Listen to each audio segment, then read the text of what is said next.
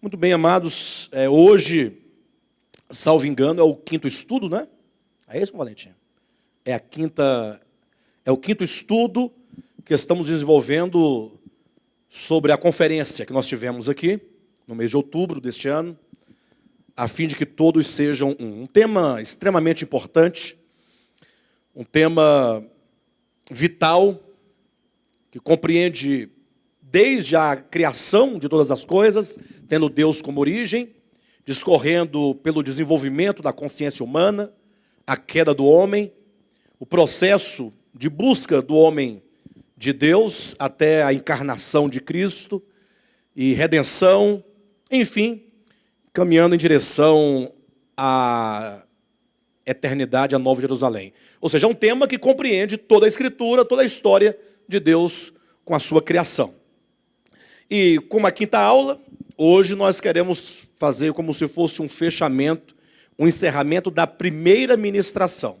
Ou seja, a primeira ministração da conferência, que foi apenas uma mensagem, nós vamos fazer com esta 5 estudos que conclui a primeira mensagem, portanto, conclui o primeiro bloco. Eu quero colocar aqui em realce alguns aspectos já tratados, agora de uma forma um tanto mais específica, mais definida, sem passar muito pelos símbolos da queda lá em Gênesis capítulo 3, mas de modo a nos orientar naquilo que é essencial. Então eu quero chamar a atenção dos irmãos primeiramente para a questão da unidade do Deus Criador com a sua criação. Ou seja, nós vimos desde a primeira aula, que quando Deus criou todas as coisas, aquele que, conforme diz a Escritura, é o eu sou, porque ele é incriado, ele é eterno, sendo ele a própria vida, então ele gerou todas as coisas foram geradas por ele. Portanto, a criação, toda a criação de Deus, seja, como diz o apóstolo Paulo, os mundos invisíveis ou o mundo visível, sejam anjos, principados, potestades, dominadores, sejam homens, ou seja, toda e qualquer criatura nos céus e na terra, eles foram criados em Deus.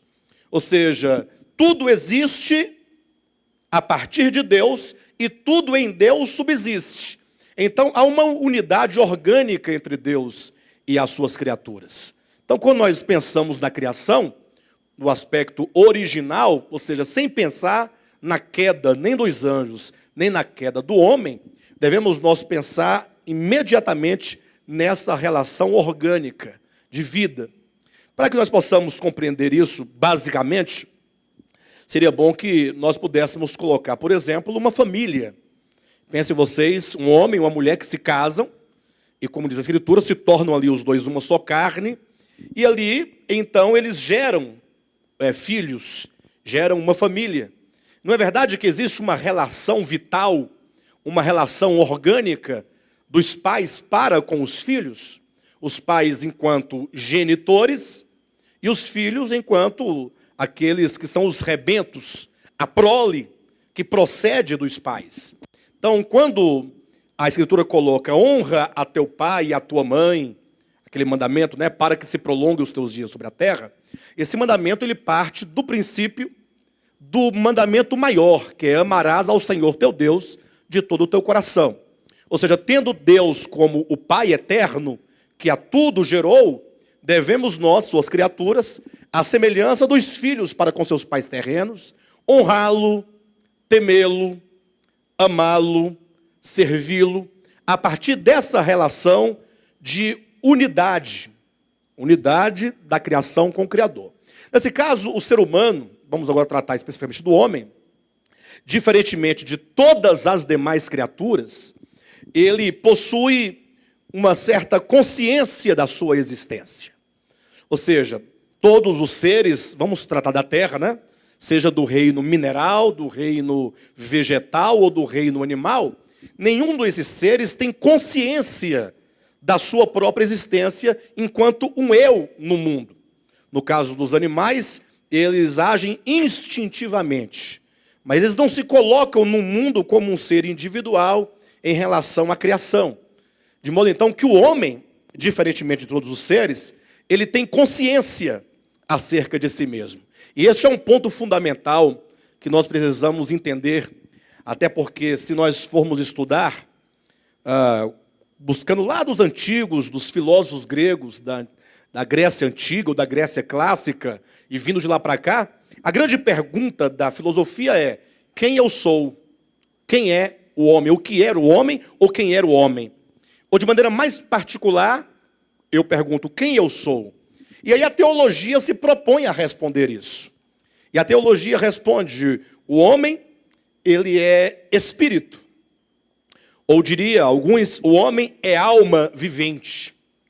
Aí outros mais detalhistas falam: não, o homem é um ser tripartido, é espírito, alma e corpo.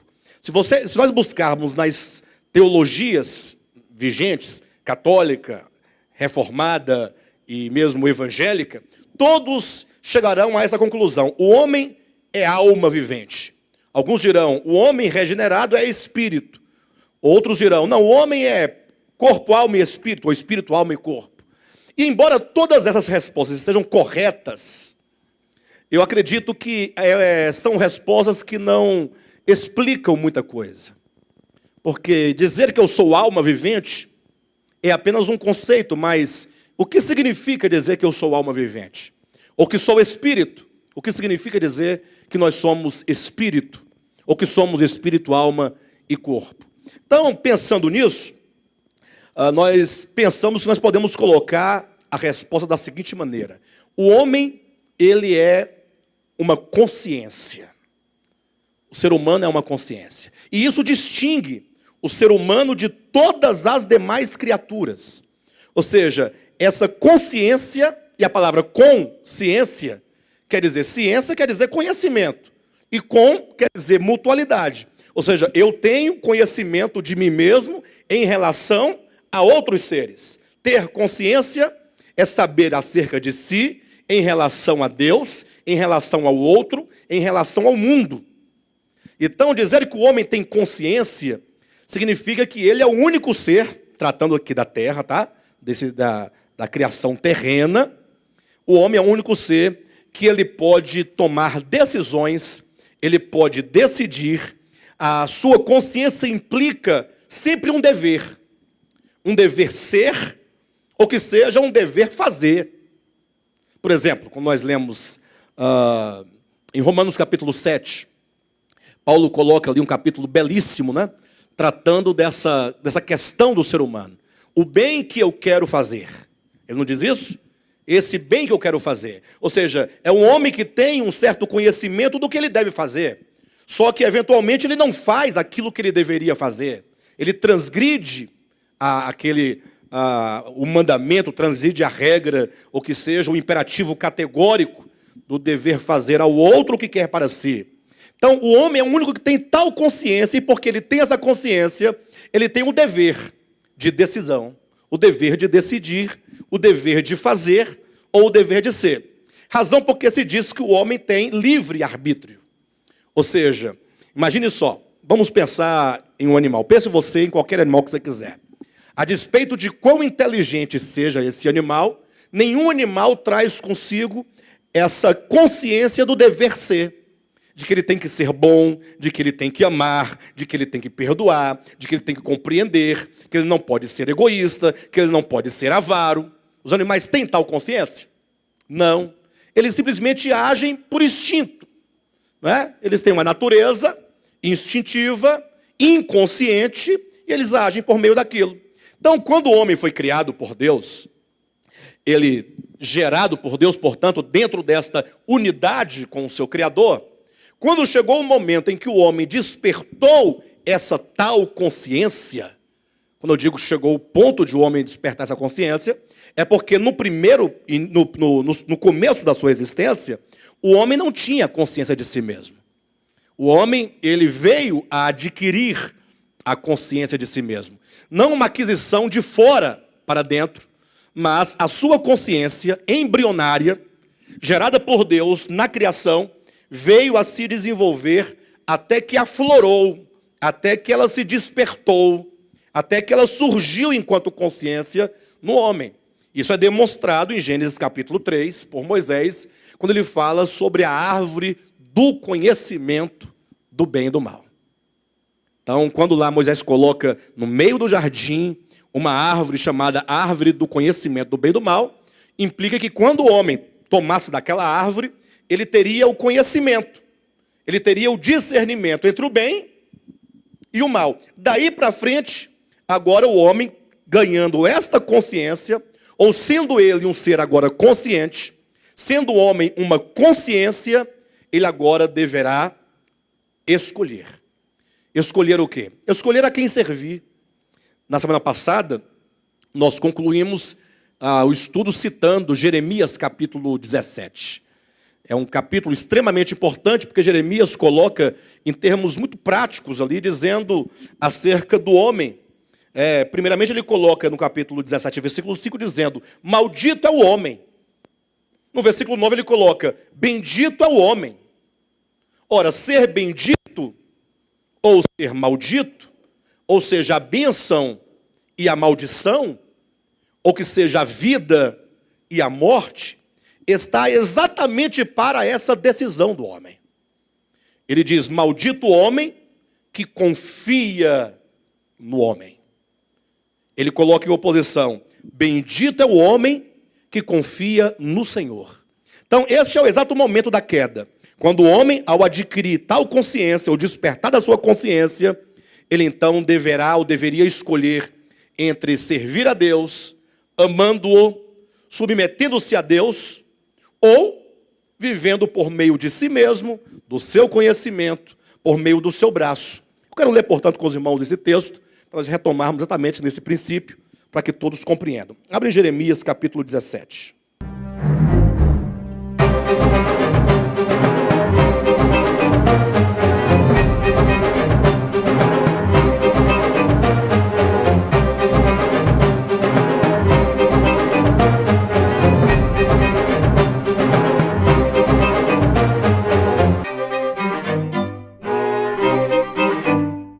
Jeremias 17, veja só o que diz no 17, versículo 5. Assim diz o Senhor: maldito o homem que confia no homem, que faz da carne mortal o seu braço e aparta o seu coração do Senhor. Esse aqui é o princípio da queda. Quando o homem, tomando consciência de si mesmo, passou a confiar em si mesmo, fez da árvore do conhecimento do bem e do mal, ou fez do conhecimento o seu pão de cada dia, passou a viver por meio da sua força, da sua capacidade, e ele abandonou o Senhor. Como diz aqui, faz da carne mortal o seu braço e aparta o seu coração do Senhor. O que ele deveria fazer? É o versículo 7, desse mesmo capítulo. Bendito o homem que confia no Senhor e cuja esperança é o Senhor. Veja que esses dois princípios, o da bênção, o da maldição, está também aqui em Deuteronômio capítulo 30, abre a sua Bíblia. Deuteronômio capítulo 30, versículo 19 e 20 diz assim: os céus e a terra tomo hoje por testemunhas contra ti, que te propus a vida e a morte. Olhe para mim por um momento, antes de continuar a leitura. O que nós vemos lá em Gênesis capítulo 3? Ou capítulo 2 que seja, um jardim, o homem criado por Deus, colocado dentro desse jardim, e no meio do jardim havia duas árvores. A árvore do conhecimento do bem e do mal. Se o homem vivesse por meio dela, qual seria o resultado? Certamente morrerás. Ou seja, o resultado de o homem viver por meio daquela árvore, isto é, por meio do seu conhecimento, da sua capacidade, seria a morte. E havia também ali a árvore da vida. E o homem comendo dessa árvore, ou vivendo por meio dessa árvore, que é o próprio Cristo, ele viveria. Então ali em Gênesis 2 e 3, nós temos no centro do jardim a vida e a morte. Então vida e morte representam ali exatamente essa escolha do homem. Nunca um animal, ele vai ter que decidir entre a vida e a morte. Nem a vida terrena, nem a morte terrena, tampouco vida eterna e morte eterna. Não há de se pregar o evangelho, como alguém já disse no passado. Eu me recordo, Josué, que alguém me perguntou uma vez, fez uma pergunta para mim, dizendo assim: pastor, aquele texto lá de Marcos 16, quando diz: ide por todo mundo e pregai o evangelho a toda criatura. É para pregar também para o cavalo, para a vaca, porque toda criatura, foi a pergunta da pessoa, né? A pessoa talvez estivesse pensando que fosse, né? Bem, por todos os efeitos, não há de se pregar o evangelho a seres que não são consciência. Animais, vegetais e minerais não são seres consciência. Só o homem é ser consciência. O homem é uma consciência. O que eu sou? Uma consciência. O que você é? Uma consciência. E tudo o que restará depois dessa vida na terra ainda será consciência. Ou seja, não há inconsciência do homem, mesmo depois da morte física. E ser uma consciência implica decisão, decidir, escolher, o dever ser, o dever fazer. E então, por isso que nós temos no Jardim do Éden a vida e a morte, os dois ali lado a lado, para que o homem pudesse escolher entre uma coisa e outra. E aqui Moisés traz essa mesma questão, Deuteronômio 30, versículo 19, dizendo: eis que te propus a vida e a morte, a bênção e a maldição. Onde é que está a bênção e a maldição? Que nós vimos agora. Jeremias 17, versículos 5 e 9. O 5 diz: maldito o homem que confia no homem. O 7 diz: bendito é o homem que confia no Senhor. Então, a bênção e a maldição, a vida e a morte. Agora veja, os céus e a terra tomo hoje por testemunhas contra ti, que te propus a vida e a morte, a bênção e maldição. Escolhe, pois, a vida para que vivas tu e a tua descendência. Como? Como o homem deveria escolher a vida? Amando o Senhor teu Deus. Então, tão logo o homem atinge a consciência, o que ele deveria desenvolver? O amor. Amando o Senhor teu Deus. Dando ouvidos à sua voz e apegando-te a Ele, pois disso depende a tua vida e a tua longevidade. Ou seja, a vida do homem depende exatamente dessa questão da escolha. Então, num dado momento, o homem, quando ele se viu consciente da sua existência, ele caiu. A queda do homem consistiu exatamente na escolha do homem. De quê? De não amar o Senhor. É aquilo que nós chamamos de ego. É o que a Bíblia chama de carne. Quando a Bíblia fala que não devemos nós andar na carne, quando diz que a carne é inimiga de Deus ou contra Deus, ou quando diz também que as obras da carne são, lá em Gálatas, essa expressão carne, o ego que nós costumamos falar, esse egoísmo, trata de um amor próprio que o homem desenvolveu em detrimento a Deus e a toda a sua criação. Não é sem razão que os dois grandes mandamentos, os grandes apelos de Deus à humanidade é: ouve, ó Israel, o Senhor teu Deus é o único Senhor. Sendo Ele o único Senhor, é dito: amarás, pois, ao Senhor teu Deus de todo o teu coração, com toda a tua alma, com todo o teu entendimento. Ou seja, com toda a tua consciência, com tudo que você é, com toda a consciência que você tem acerca de si mesmo e de Deus, devemos nós amá-lo. E ao nosso próximo como a nós mesmos. Então, quando o homem caiu em pecado, e é importante nós entendermos isso, nós estamos trabalhando tanto a questão inicial, a unidade da criação com o seu Criador, do homem com o seu Criador, esse homem enquanto uma consciência, e agora a queda do homem enquanto essa decisão de amar a si mesmo, de viver para si mesmo, de viver por si mesmo, de buscar sempre aquilo que lhe agrada em detrimento à vontade do Deus eterno. É aquilo que é comparado na parábola do filho pródigo, quando aquele filho mais moço, ele decidiu sair de casa. Certamente, quando aquele filho sai de casa, ele está tomado por uma decisão. Lógico que é uma decisão movida pelo engano, por uma ilusão. Será que ele estava, naquele momento, amando o pai de todo o seu coração? Amando a vontade do pai? Ou estava amando a si mesmo, a sua própria vontade, movido pelo engano, querendo buscar os seus próprios interesses, em detrimento ao coração do pai, ao amor do pai, à vida do pai, à casa do pai? Então, a queda do homem consiste nisso. Infelizmente, a tradição cristã, e a pagã também, trouxe até hoje, nos dias de hoje, a ideia de que a queda foi o fato de o homem ter comido de uma fruta, ou que seja, do fruto de uma árvore. Embora isso esteja na Bíblia, nós sabemos que isso é um sinal. Isso apenas representa essa decisão do homem de viver por meio do conhecimento. Então, infelizmente, as pessoas em geral, elas sempre pensam que a queda do homem foi um problema de o homem ter comido de um fruto. E isso não resolve absolutamente o problema nosso, porque enquanto nós estivermos tratando a queda como sendo um ato de transgressão, um ato de desobediência, nós não vamos compreender que a queda, ela se atualiza em cada ser humano, que ao atingir em si a sua consciência da sua existência, ele então vive por meio de si mesmo, para si mesmo, desenvolvendo a mesma consciência caída de Adão caído, de toda a humanidade. Então a queda é algo muito sério. A queda é o que nos afasta de Deus.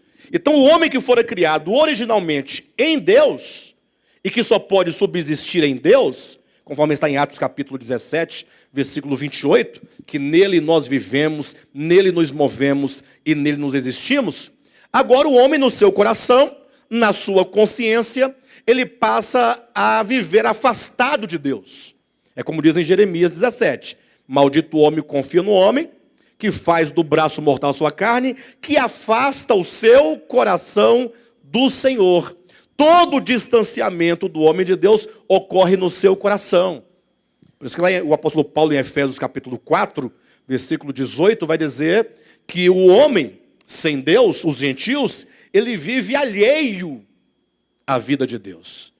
Porque ele está obscurecido no seu entendimento, tomado por uma ilusão, seduzido por um engano. Então a queda do homem se dá exatamente por essa decisão de viver para si mesmo.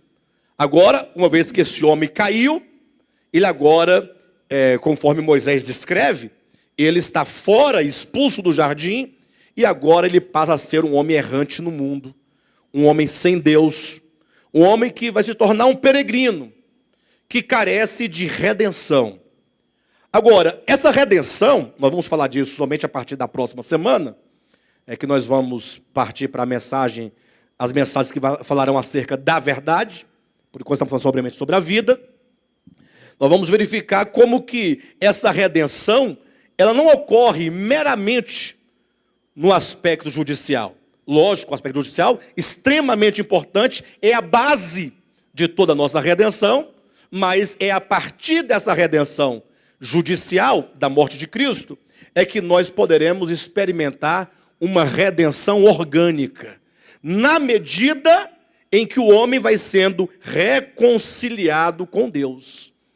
Ou seja, não é pelo fato de um dia nós termos nos convertido, né? Nós ouvimos o Evangelho, nós ouvimos acerca da morte de Cristo, o Espírito Santo nos iluminou, nós fomos convencidos da nossa necessidade de perdão, nós então, houve em nós o arrependimento, nós voltamos nossa face para Cristo, nós confessamos a Cristo, fomos batizados, mas não é por isso que nós vamos considerar que nós já somos plenamente salvos. Ou seja, nós temos a plena salvação garantida, ou seja, garantida no sentido de que ela vai operar finalmente em nós, cabalmente. Aquele que começou boa obra há de completar. E o próprio texto está dizendo, né? Aquele que começou boa obra há de completar. Ora, se está dizendo que vai completar, significa o quê? O que significa? Que não terminou ainda. Então, se um dia a obra de salvação ela foi começada em nós, então ela há de ser completada, então nós estamos dentro de um processo.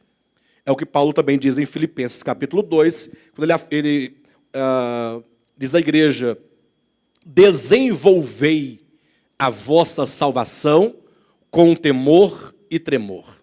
E há um texto que eu quero mostrar para vocês, para que fique bem clara essa questão da necessidade de uma redenção orgânica, de consciência. Está aqui em 2 Coríntios capítulo 5. Abra sua Bíblia. Mas vamos ler o capítulo 1 também. Capítulo 1 de 2 Coríntios, versículo 1. E então, capítulo 5.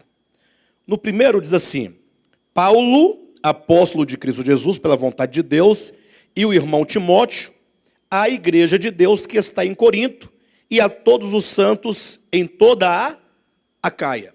A quem Paulo dirige esta carta? Vamos lá.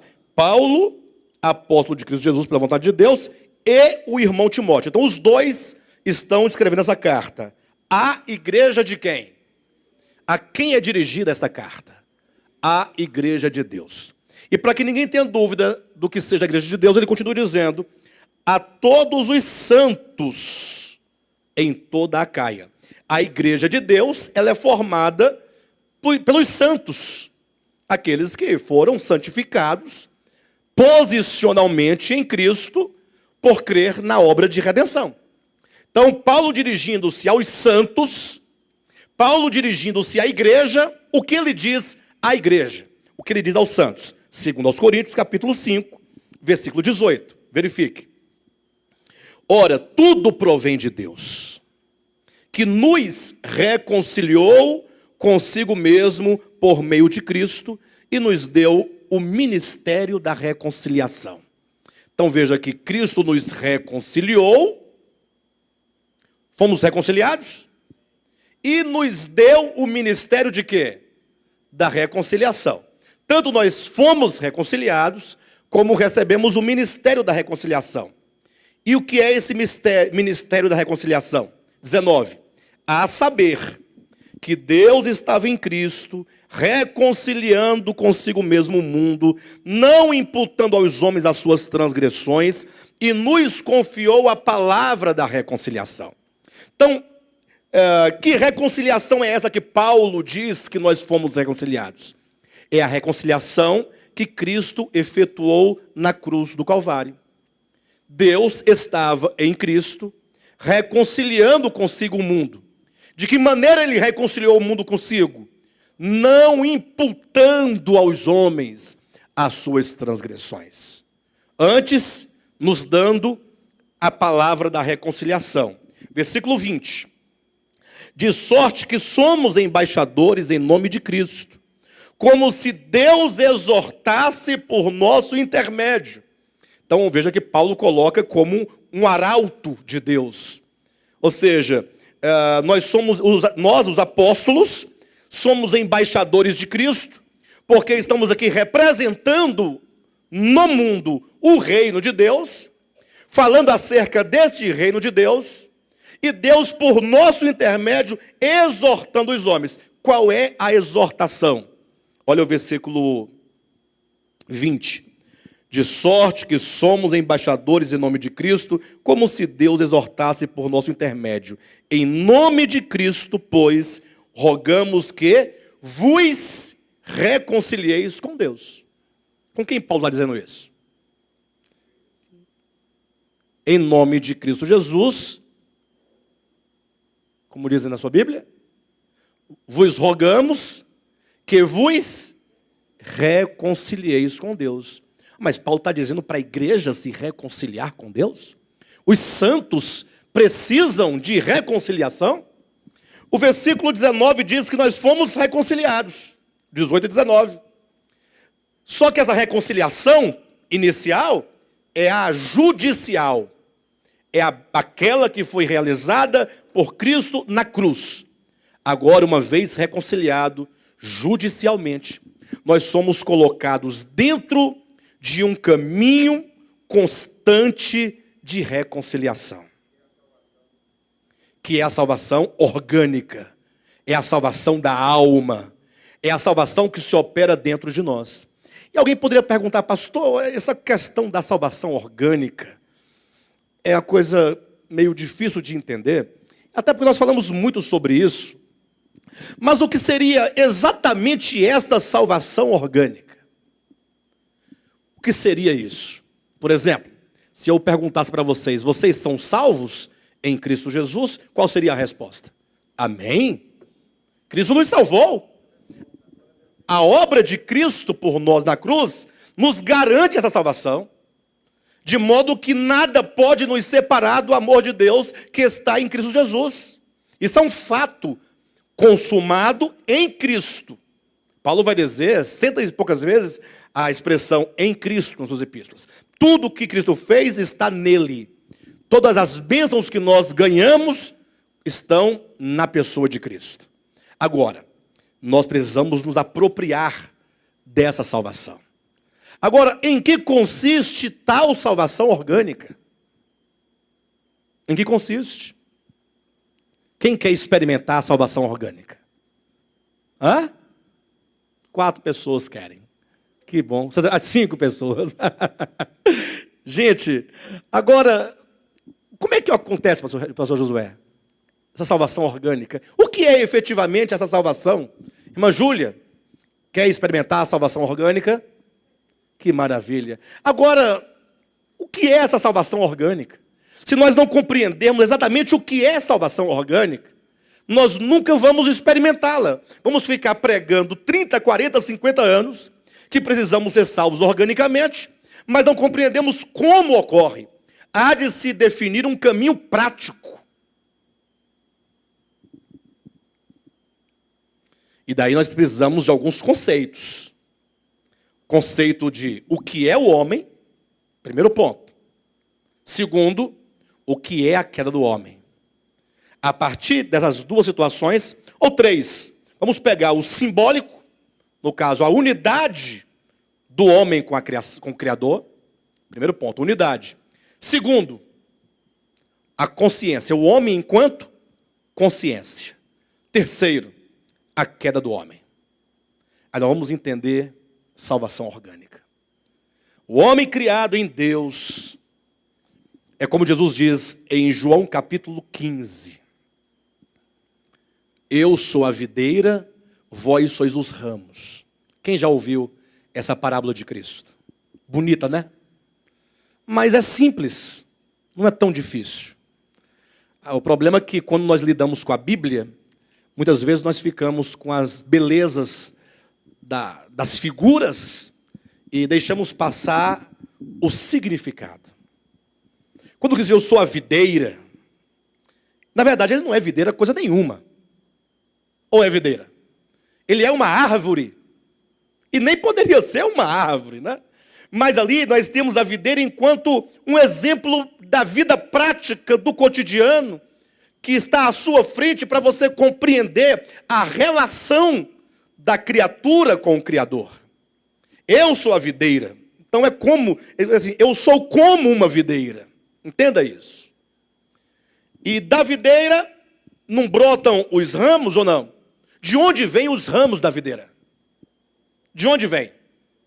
A videira sai para comprar ramo em algum lugar para pregar nela. O ramo brota, procede, existe, no sentido de sair de. Aí eu pergunto, pode o ramo viver fora da videira e sem a videira? E a videira continua a viver sem o ramo? Estão entendendo a relação? Deus está dizendo, olha esse ponto, eu sou a videira, vocês são os ramos, ou seja, primeiro, vocês procedem de mim. Entender essa questão da procedência, eu vou chegar na salvação orgânica, só que eu estabeleci alguns pontos, unidade, consciência, queda, para entender então o que é salvação orgânica. E eu vou dar um caminho prático para vocês, porque Deus tem nos instruído nesse caminho. Amém? Eu sou a videira verdadeira, vós sois os ramos. Então até aqui o que se entende? O ramo procede, brota, depende da videira. De sorte que a raiz, se nós tomarmos, por exemplo, a raiz que é a parte oculta, como sendo, representando aquele que é invisível e que não pode ser visto, Deus é invisível, não é? O Deus invisível, que habita em luz inacessível, que ninguém jamais viu nem é capaz de ver, que é a sustentação e começo, origem de todas as coisas. E então, dessa raiz brota o caule, que é a continuidade que manifesta a raiz. Não manifesta? Cristo, que manifesta esse Deus invisível, que se põe agora visível aos homens. E de Cristo, brotando e nascendo toda a criação, os ramos. Uma vez que está em João capítulo 1, que tudo foi feito por intermédio de Cristo, o Logos, e sem Cristo, o Logos, nada do que foi feito se fez. E a vida que tudo criou, que estava nele e agora está nos ramos.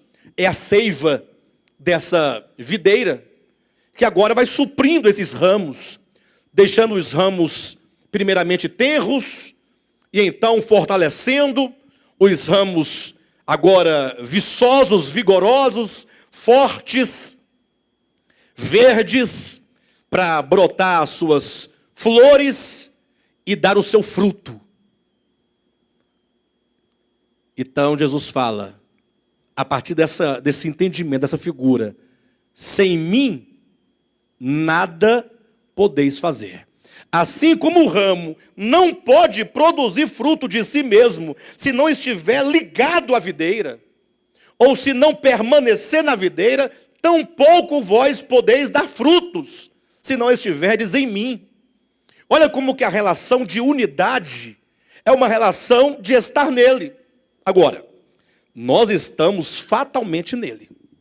Na verdade, nenhum ramo pode estar fora dele. Mas pastor, não pode, está dizendo lá que o ramo pode ser cortado, e é jogado fora, e é queimado, ou se não permanecer não dá fruto. Só que essa separação, se não for morte eterna, por fim, no final de todas as coisas, mas essa separação que se deu por ocasião da queda, é uma separação que acontece na consciência. Separação que ocorre onde? No coração. Vocês querem ver essa relação de unidade fatal e a separação que só dá no coração e na consciência? Abre lá em João capítulo 15. Vou mostrar para vocês, porque a Bíblia traz uns detalhes de revelação que não raras vezes passa despercebido. Capítulo 15, versículo 2. Todo ramo que não der fruto, ele o corta. Olha na sua Bíblia direitinho. Versículo 2.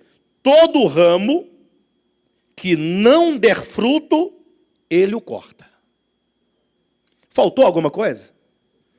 Essa informaçãozinha que eu saltei a propósito. Para dizer, sempre quando nós lemos esse texto, isso é a maioria dos crentes, eles, embora leem essa parte que eu saltei, eles anulam no pensamento. Lê, mas não leva em conta. Todo ramo que não der fruto, embora esteja em mim.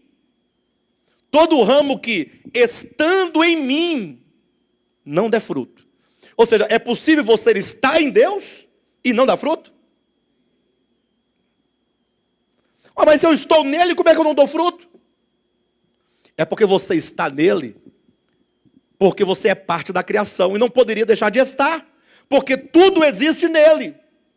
Agora, o seu coração está nele?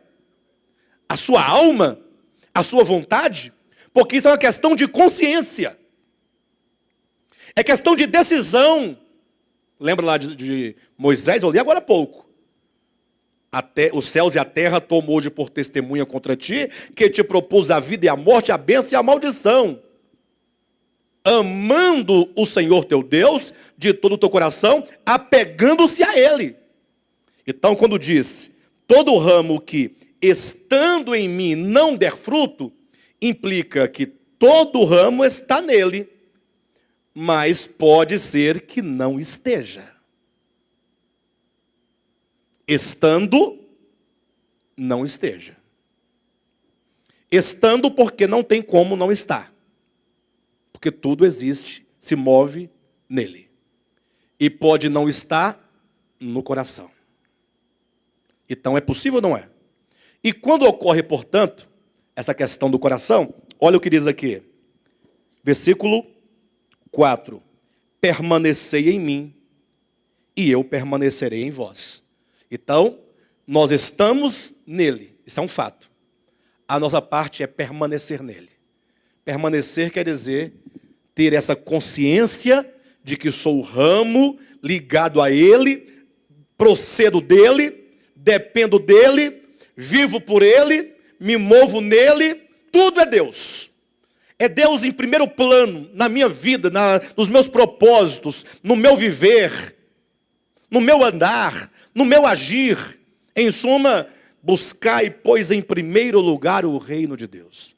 Já imaginou no momento em que tudo quanto nós formos fazer, nós, antes de procedermos, antes de falarmos, antes de agirmos, perguntarmos assim: isso promove o reino de Deus? Isso está de acordo com a lei primordial do reino de Deus?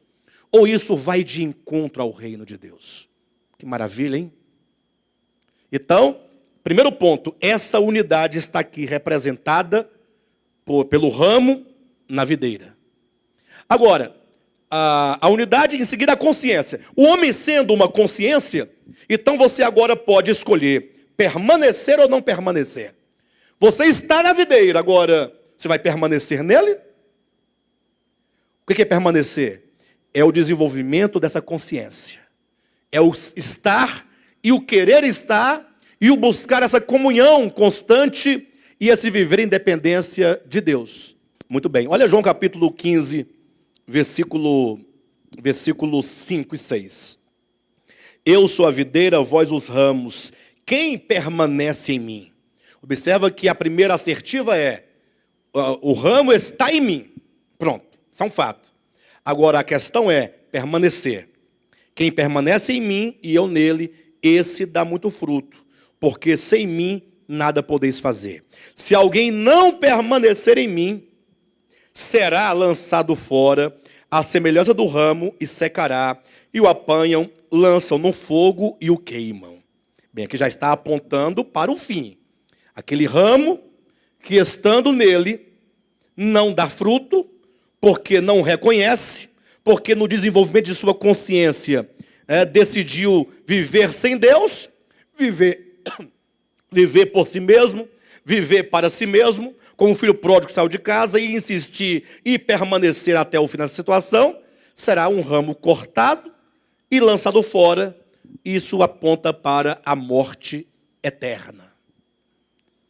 Então, agora imagine você, como que nós vamos desenvolver, portanto, essa salvação orgânica. Salvação orgânica quer dizer a salvação que ocorre dentro do meu coração, da minha alma, do meu entendimento. Sendo nós uma consciência, essa consciência precisa lembrar da unidade com o Criador, de que tem que estar ligado a Ele, tem que saber da sua queda, ou seja, de todos os caminhos que Ele assumiu para se afastar de Deus, e agora essa consciência que, por anos a fio, se nós tomarmos a cronologia bíblica, ainda que simbólica, a humanidade, 6.000 anos caída, vivendo para si mesma. Como é que nós enquanto consciência, como somos? Nós amamos a vontade de Deus? Amamos o próximo? Amamos o reino de Deus? Ou, embora nós queiramos tudo isso, nós ainda temos profunda dificuldade? A salvação orgânica, ela acontece quando nós, ciente do que é o pecado, ciente do que é o mundo, ciente do que são as trevas, nós agora começamos a dirigir a nossa mente para a vontade de Deus. Romanos capítulo 12, versículo 2. Quando Paulo diz assim, 1 e 2. Rogo-vos, pois. É um rogo. E novamente é um rogo aos crentes. Porque ele escreveu a carta à igreja que estava em Roma. Rogo-vos que vos apresenteis a Deus. Ou seja, nós temos que nos apresentar a Deus. Vida cristã é um apresentar-se constante, como um sacrifício vivo. Mas estranho, como é que pode ser sacrifício vivo? Sacrifício implica morte. Quer dizer, é em vida e vivendo que nós devemos morrer. Essa morte deve ser a morte do egoísmo, do ego. Eu já vi muita gente dizer assim, eu queria tanto ser um mártir. Queria fazer igual os mártires, morrer crucificado, decapitado. Mas o que Deus quer de nós não é que nós morramos. Lógico, aqueles mártires tiveram a sua parte na história e a sua história. Mas o que Deus requer de nós é que nós sejamos um sacrifício vivo. Ou seja, em vida, nós sermos consagrados a Deus. Fazer morrer todo o egoísmo, todo o sentimento de aversão ao Criador e à criação, fazer morrer, como diz o próprio Cristo, né? Se alguém quiser vir após mim, negue-se a si mesmo, tome a sua cruz e siga-me. Então, nós temos aqui exatamente esse sacrifício vivo. E Paulo continua no versículo 2, explicando como isso acontece. O irmão José, o seu raciocínio está correto, tomando o contexto do primeiro século, mas lembrando que aqui Paulo escreve aos romanos. A igreja de Roma não era uma igreja de judeus convertidos a Cristo, era uma igreja de gentios. Então não tinha essa prática do judaísmo. O problema do judaísmo vai estar em Gálatas, vai estar no livro de Hebreus, né? Agora, aqui ele está dizendo o seguinte, olha, a vida cristã, ele está ensinando as pessoas em que consiste o desenvolvimento da salvação, em que consiste a vida cristã. Consiste em nós prestarmos a Deus um culto. Mas prestar a Deus um culto não é simplesmente ir a uma reunião, cantar hinos, levantar as mãos, fazer coreografia, fazer aquele circo todo. Não, o culto a Deus é uma constância de vida na medida em que nós próprios somos um sacrifício a Deus. Ou seja, nós mesmos nos colocamos sobre o altar e nós somos ali sacrificados, somos mortos. Porque o Evangelho não nos propõe uma salvação que não nos convida também a participar do processo da salvação. Querem ver uma coisa? Cristo morreu por nós, não morreu? Mas ele diz assim, olha, é necessário que o Filho do Homem siga para Jerusalém, lá ele será preso e será morto. Ele está falando da morte dele, não está? Aí em seguida ele diz assim, se alguém quiser vir após mim... Peraí, mas Cristo vai para Jerusalém morrer? E agora ele está dizendo, se alguém quiser vir após mim? Então, o Evangelho de Cristo é um convite para que aquele que crê o siga pelo mesmo trajeto, pelo mesmo caminho, que é um caminho de morte, de negação do eu. Se alguém quiser vir após mim, negue-se a si mesmo. Tome a sua cruz e siga-me. Não há evangelho sem união orgânica. Não há evangelho sem união orgânica. Mas não há. Não há, pastor Josué. O evangelho é um fato que Cristo morreu por nós. E ele perdoou nossos pecados. E estamos reconciliados. E estamos nele. E ele começou a obra em nós. É a verdade. E tudo isso é fundamental. Não pode haver salvação orgânica sem isso. Sem esse fundamento da fé e da verdade. Agora, o evangelho não se esgota aqui. Se aqueles que entendem que se esgotam aqui, minimamente eles estão com a metade do evangelho. E, portanto, se é só metade, é sofisma. O evangelho inteiro, ele diz, quem crer e for batizado. Mas não é o batismo em água, a cerimônia. O batismo implica união com Cristo na sua morte e na sua ressurreição. É experiência de morrer com Cristo e experiência de ressuscitar com Cristo. Razão porque, quando os judeus serviam a Deus na lei, eles serviam na base da letra, do comportamento, do exterior. Cristo nos livrou da letra da lei e nos agora introduziu no Espírito de Cristo para servirmos nós em novidade de espírito, em novidade de vida. Ou seja, é algo orgânico. Bem, de todo modo, Paulo nos ensinando, ele diz, rogo-vos, pois, pelas misericórdias de Deus, que apresenteis os vossos corpos, o vosso corpo, por sacrifício vivo, santo e agradável a Deus, que é o vosso culto racional. O culto ocorre na razão.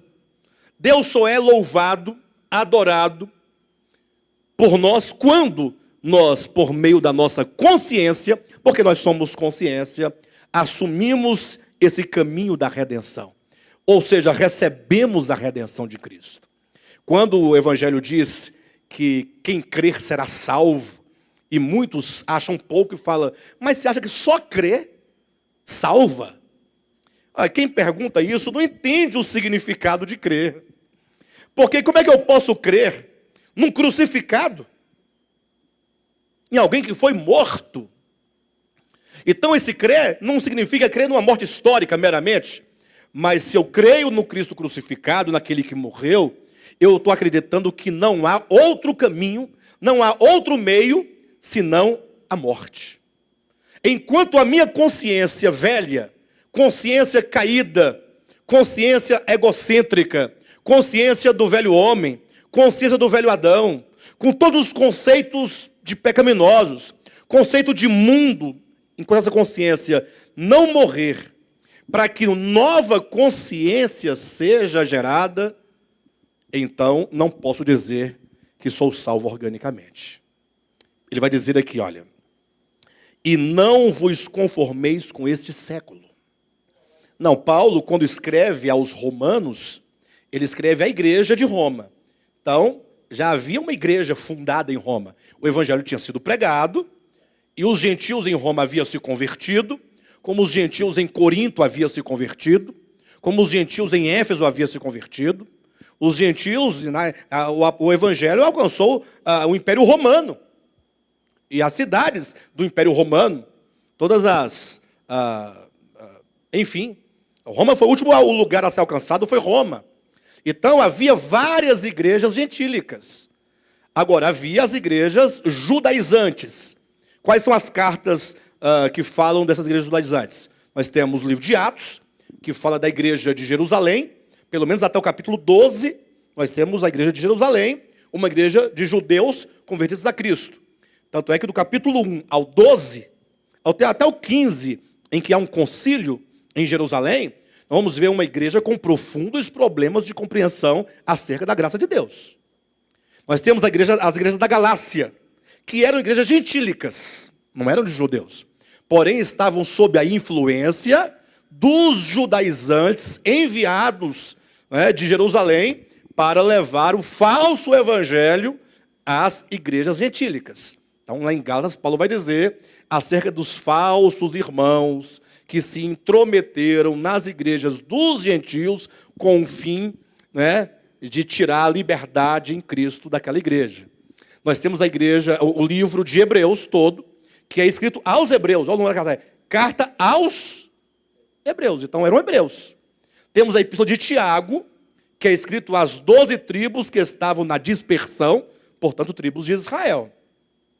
Agora, as demais cartas de Paulo são todas igrejas gentílicas. Perfeito? Mas não anula, a verdade que você colocou não anula. Que havia o problema do judaísmo na época, havia, sem dúvida. Isso. Tá. Deixa eu construir aqui o quadro, você vai entender. Capítulo 1 e 2 de Romanos. Atenção que eu construí uma linha. Capítulo 1 e 2 de Romanos. Paulo escreve apresentando a verdade do Evangelho. Ele diz, o Evangelho é o poder de Deus para a salvação de todo aquele que crê. Primeiro do judeu, depois do gentio.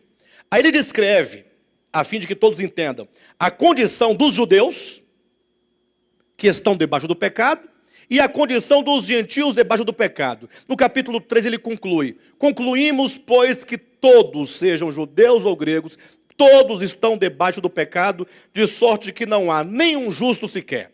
Então no capítulo 3 ele coloca toda a humanidade, toda, é um evangelho universal. Não é dirigido a judeu, nem a gentil, mas demonstrando como que todos os homens, indistintamente, estão debaixo do pecado.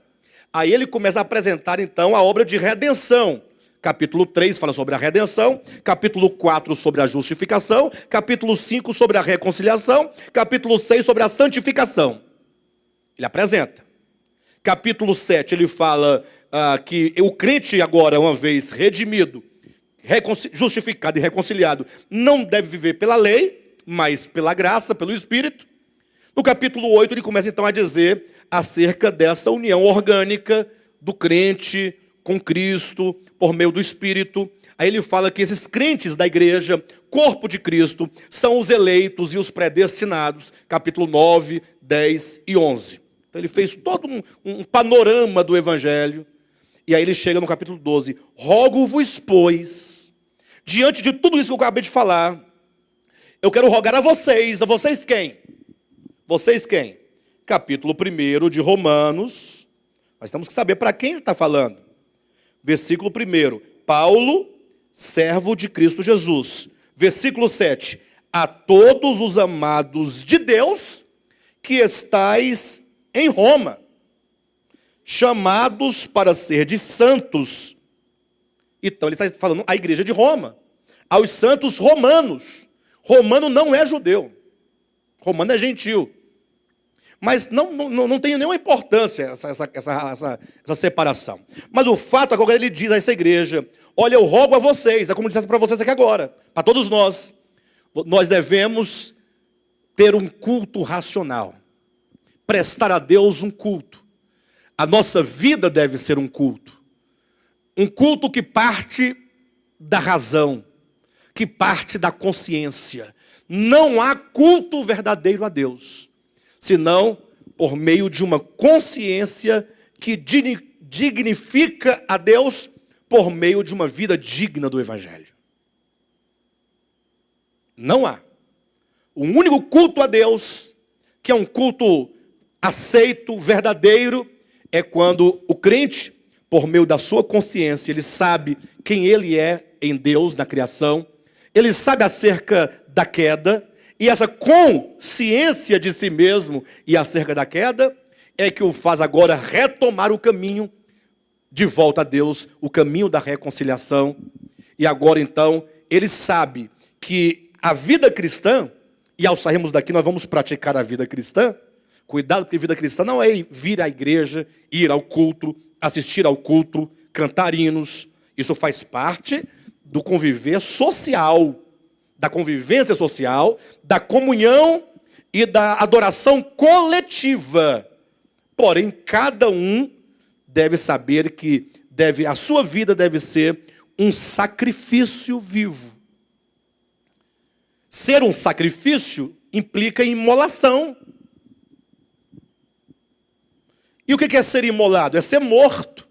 Mas eu tenho que ser morto como um Marte, degolado numa fogueira? Não necessariamente. Até porque o Marte, historicamente falando, aquele que é levado à fogueira ou que é degolado, ele só chegou àquele momento ali porque ele já estava morto.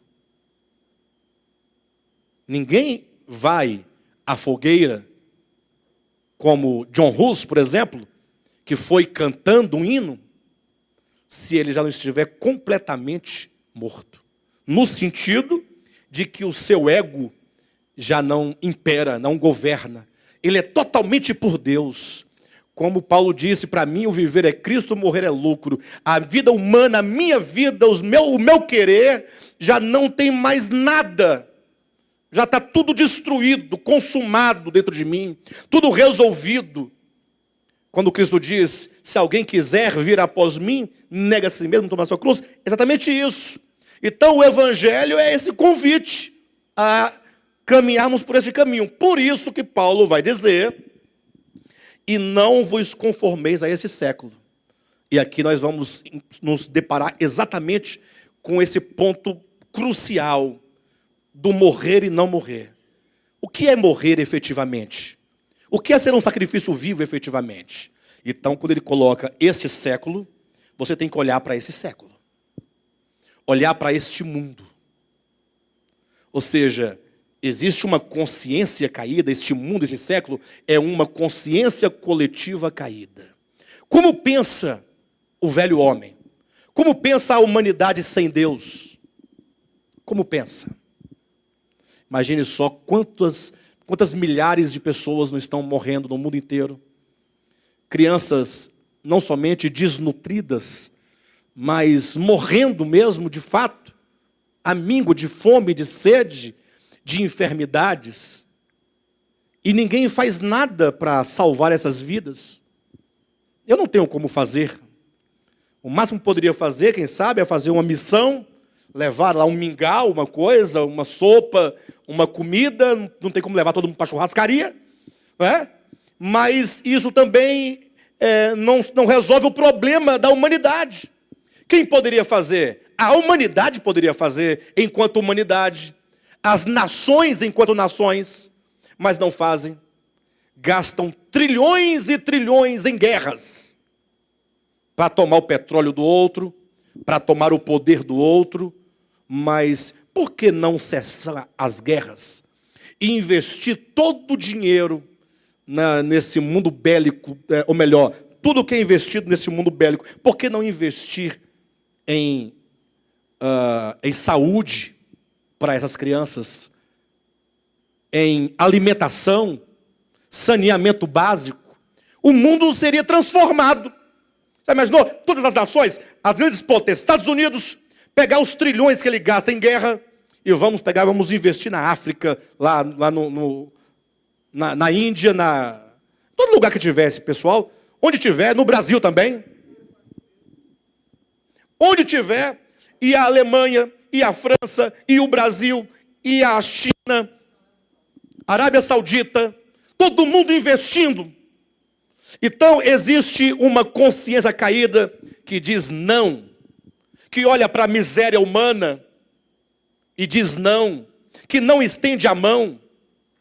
Porque, eu estou falando em grande escala, mundial, mas na pequena escala está aqui eu, na minha individualidade, também que passo e ignoro o cego, o manco, o mendigo, a prostituta, o indigente. Nós faltamos atropelar. É uma consciência caída que não ama nem a Deus, tampouco ao próximo. João vai explicar que não se pode amar a Deus sem amar o próximo. Então, quando eu digo que não ama a Deus, a evidência é a falta de amor ao próximo. Ninguém pode desprezar o seu próximo e, ao mesmo tempo, falar que ama a Deus. Não é possível. Por isso que João vai dizer que devemos amar de fato e de verdade. Não é?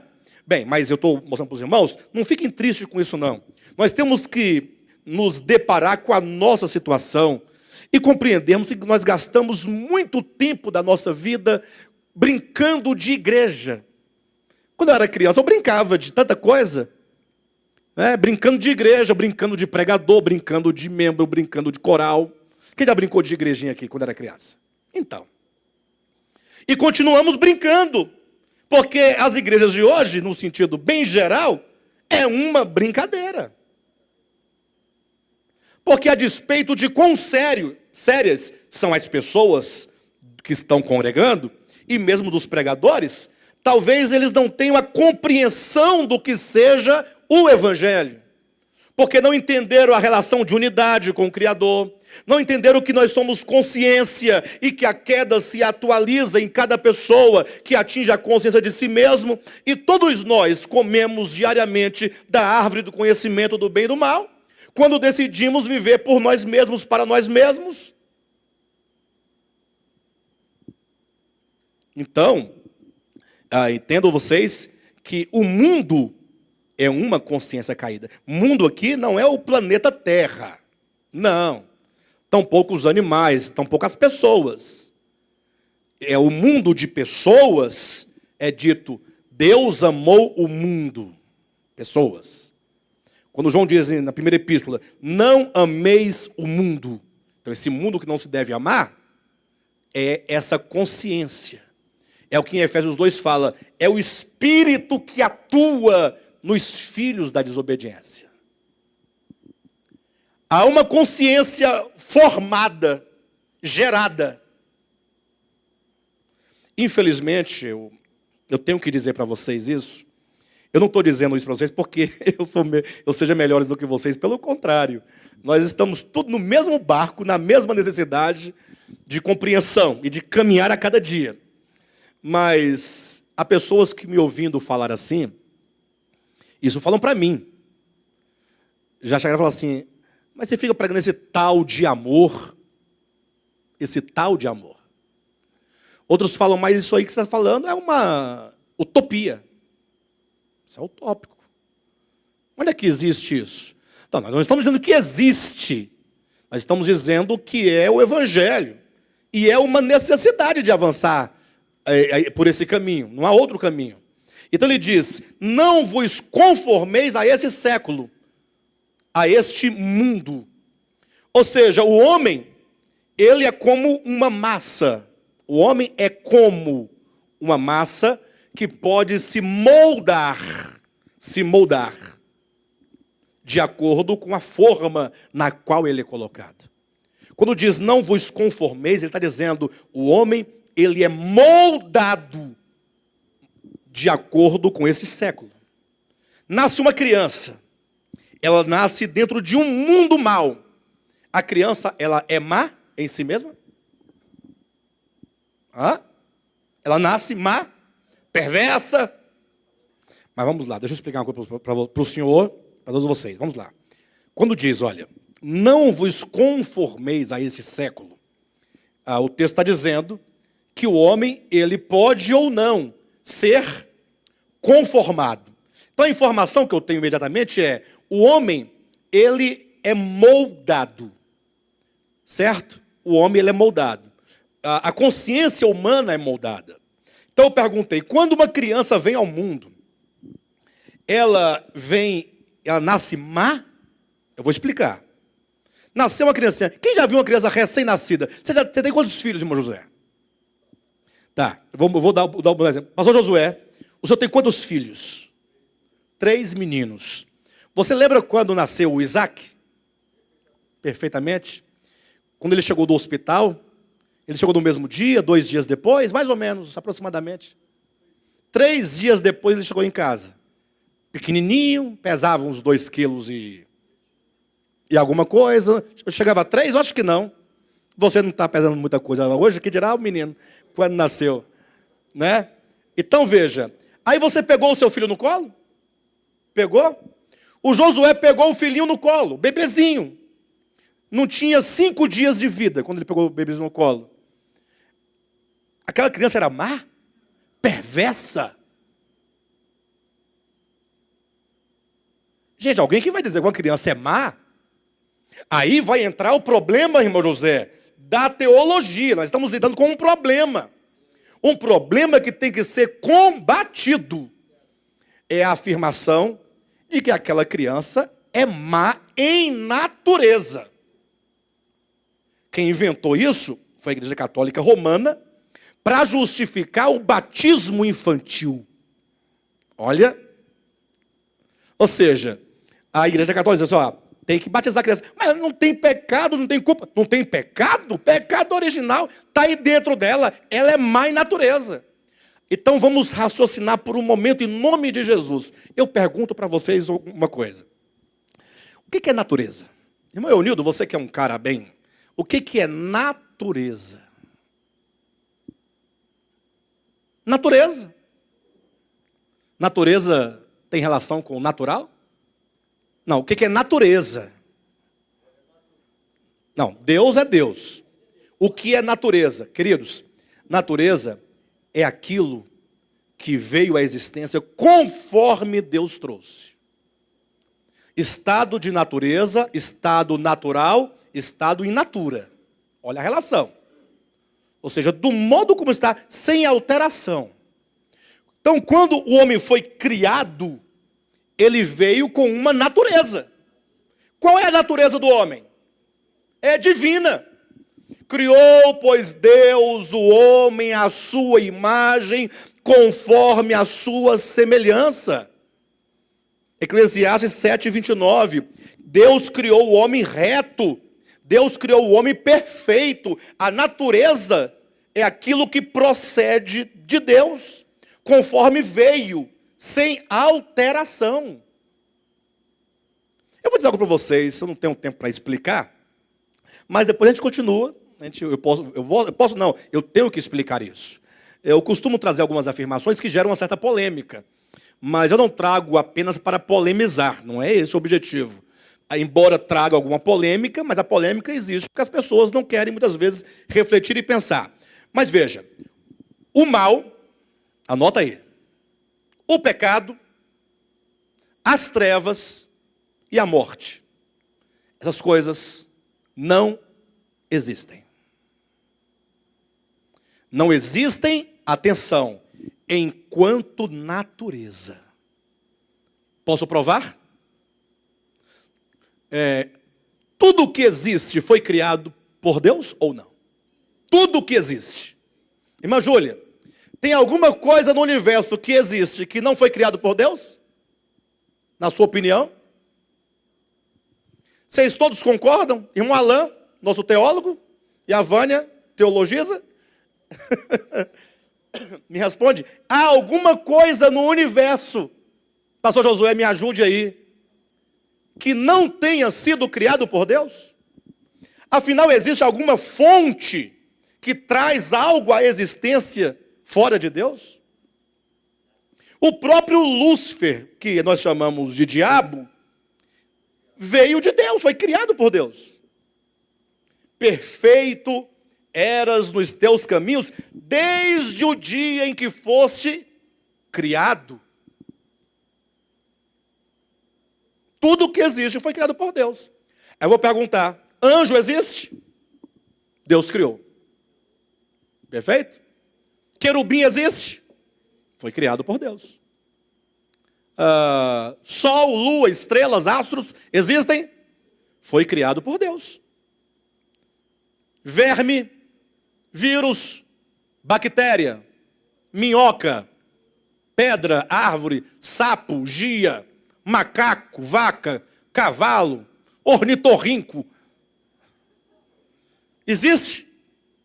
Foi criado por Deus. O homem existe? Calma, eu tenho que desenvolver. Foi criado por Deus. Perfeito ou não? Se você falar assim, ó, onde é que existe anjo? Tem que estar em algum lugar. Talvez eu não tenha acesso porque eu estou num mundo e ele está num outro mundo. Mas se eu pudesse ir lá, eu encontraria ele. Ele tem que estar em algum lugar ou não? Se existe, tem que haver, tem que estar. Perfeito? Aí eu pergunto, o mal existe? Se existe, Deus criou.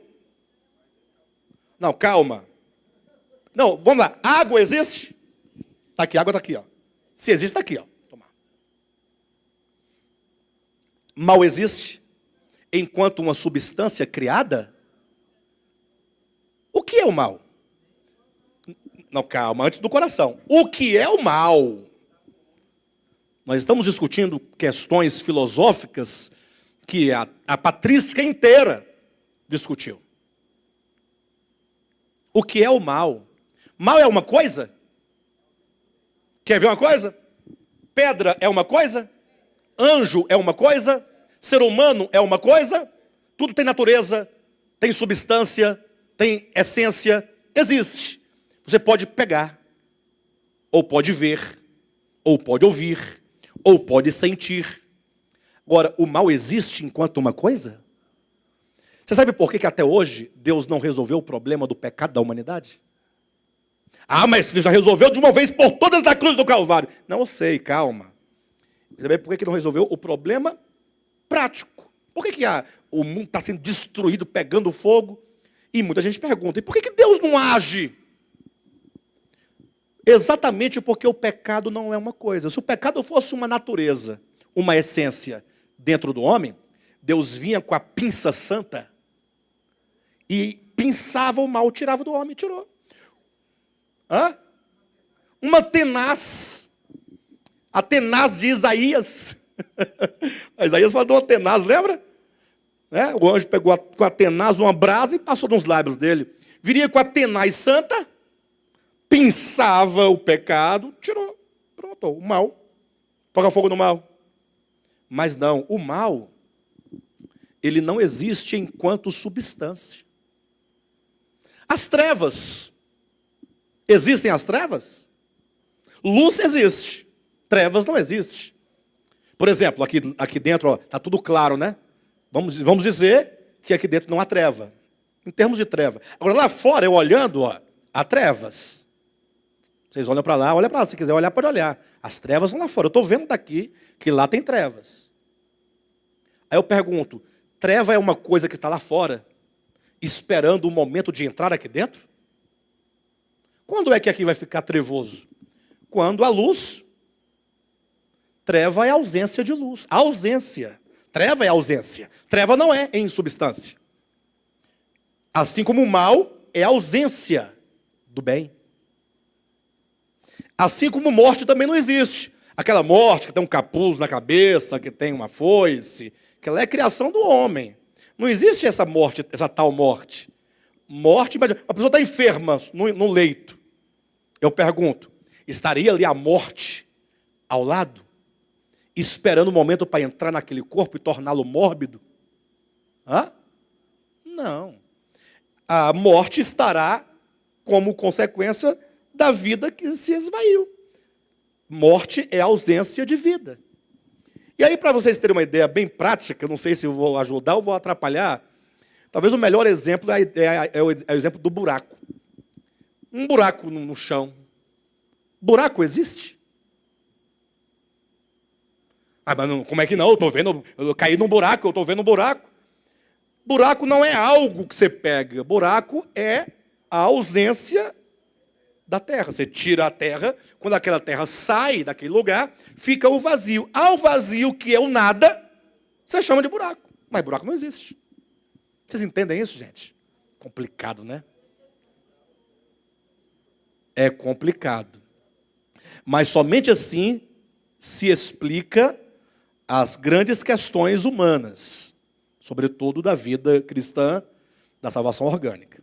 Então, nesse sentido, quando diz, não vos conformeis a esse século, o homem, ele é conformado, ele pode ser moldado. Então, nasceu uma criancinha, ela não vem com algo dentro dela chamado mal. Não pode ser. Hã? Ela não tem consciência nenhuma. Por isso que ela não pode ter pecado, porque ela não tem consciência. Aí eu pergunto, pastor Josué, você é o filhinho quando nasceu Isaac, pequenininho, 2,3 kg, 3 dias depois de nascido, no seu colo. Ele tinha consciência de quê? Gente, vocês estão entendendo por que eu comecei esse estudo falando que o ser humano é uma consciência? Às vezes eu falo alguma coisa, vocês não entendem o motivo por que eu estou trazendo tais conceitos. Parece uma coisa vazia, parece um pouco filosófico. Então nasceu a criancinha. Ela não tem consciência de si mesma. Ou tem? Bebezinho.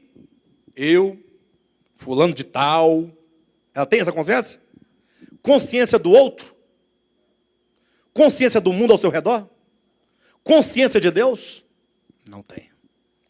E aí, então, agora, ela tem 5 sentidos. Isso é muito certo, hein? Ela tem audição.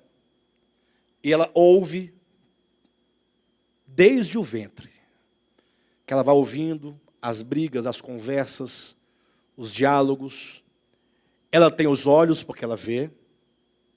Ela tem a visão, tem o olfato e o paladar. São as entradas em que este mundo exterior adentra e internaliza dentro do ser humano e o forma e o constitui. Então a criança, tão logo ela vai crescendo e a sua consciência começa a se despertar, e o despertamento da consciência da criança é lento e progressivo. A criança não dorme inconsciente, acordou consciente. Opa, só eu estou aqui e tal. Não, é aos poucos. Ela vai sendo formada. Ela vai sendo conformada. De maneira que é possível que mesmo na tenra idade, você veja os traços do egoísmo. E na medida que ela vai crescendo, a inveja vai aparecendo, a maldade, de modo que logo, logo ela será um ser humano, já grandinho, já tanto quanto qualquer outro. Então a criança tem que voltar àquela inocência, né?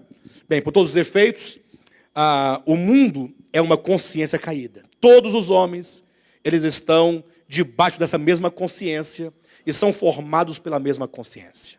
Aí você ouviu o Evangelho. E aqui começa a grande questão da iluminação. Quando o Espírito ilumina, você começa a ganhar a consciência espiritual. Porque você começa a ter consciência dos fatos espirituais. Você começa a entender, poxa, então eu nasci de Deus.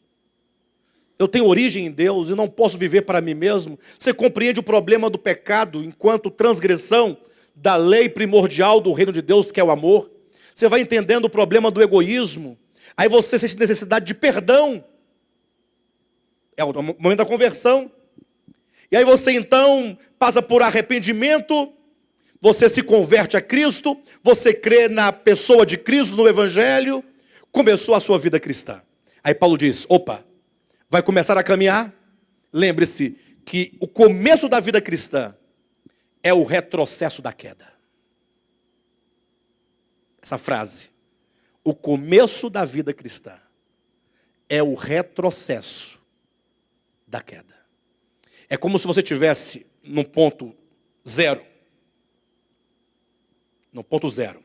Para a direita, você vai chegar lá no varão perfeito, a imagem plena de Cristo, a estatura de Cristo. Só que ao invés de você caminhar em direção do ponto zero para lá, você passou a sua vida toda caminhando no sentido oposto à estatura de Cristo.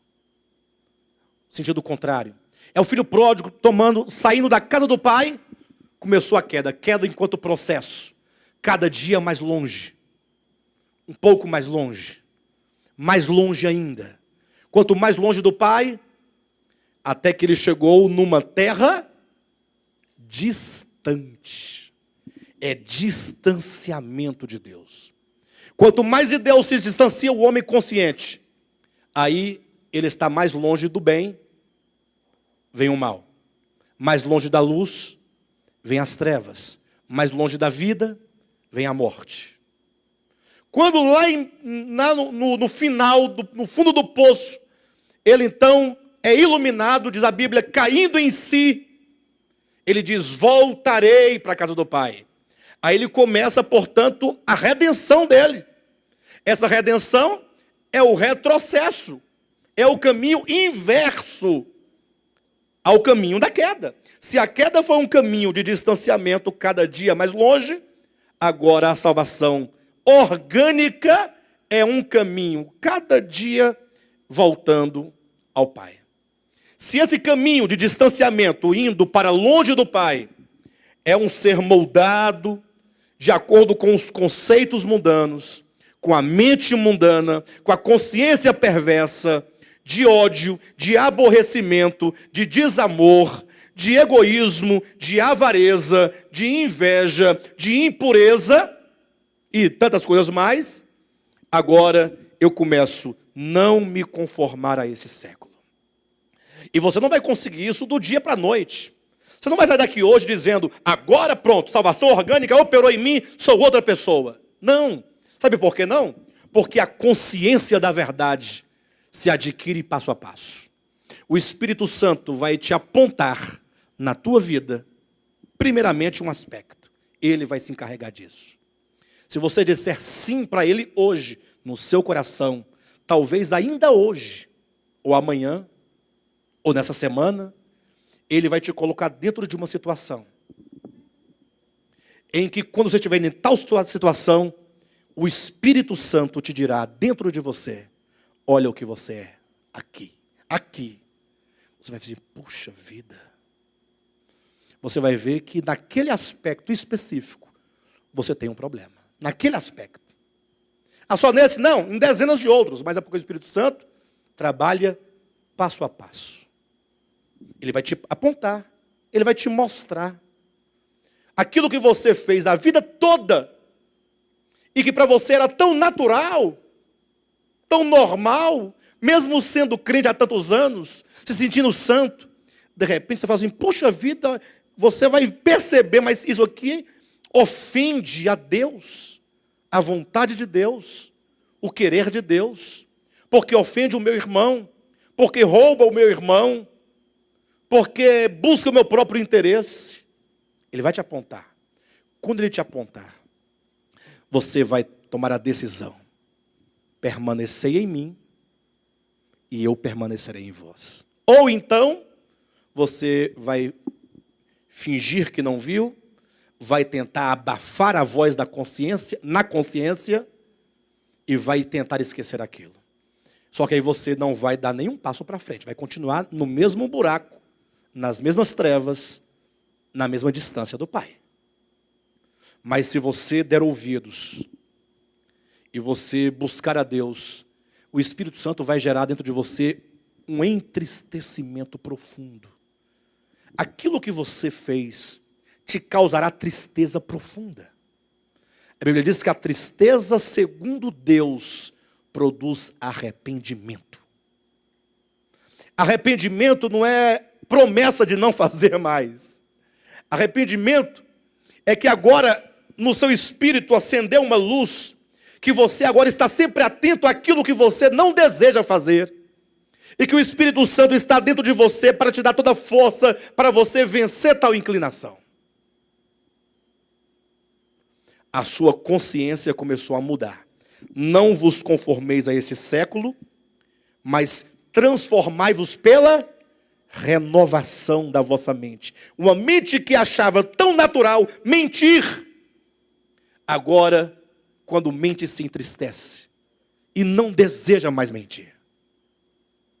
Uma mente que achava tão natural ganhar uma vantagem sobre o outro, e alguém diz, não, mas aquilo que foi tratado, trato é trato, não é pecado.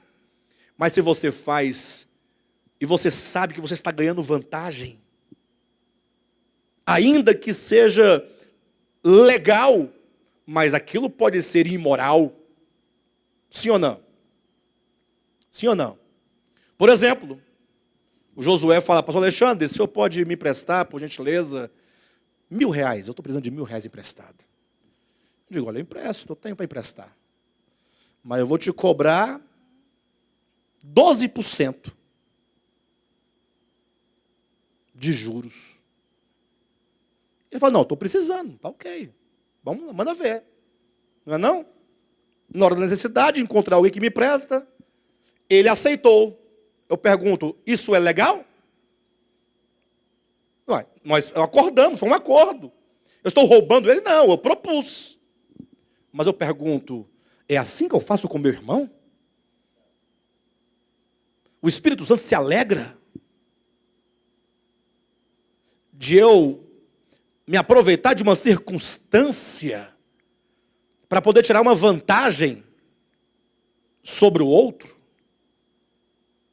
Temos que pensar isso. Porque muitas vezes nós agimos de maneira legal. Não, as minhas coisas são tudo certas. Mas esse certo pode ser pecado. Porque o certo quer dizer, você fez dentro de um combinado. Mas se isso ofende o princípio da lei primordial do reino, que é o amor, é pecado. O Espírito Santo vai te revelar. Às vezes a pessoa ganha vantagem porque o outro foi passar o troco, passou o troco errado. Olha. Está igual a história do outro, né? Diz que o patrão foi pagar o funcionário. Aí o patrão falou assim, eu vou colocar R$500 a mais para testar a fidelidade do empregado. O empregado pegou o dinheiro, foi para casa, não disse nada. Passou um mês, não disse nada. No mês seguinte, o patrão falou assim, agora eu vou colocar R$500 a menos. Aí, quando colocou, não deu 10 minutos, lá ele voltou correndo. Ó, tá faltando R$500 aqui.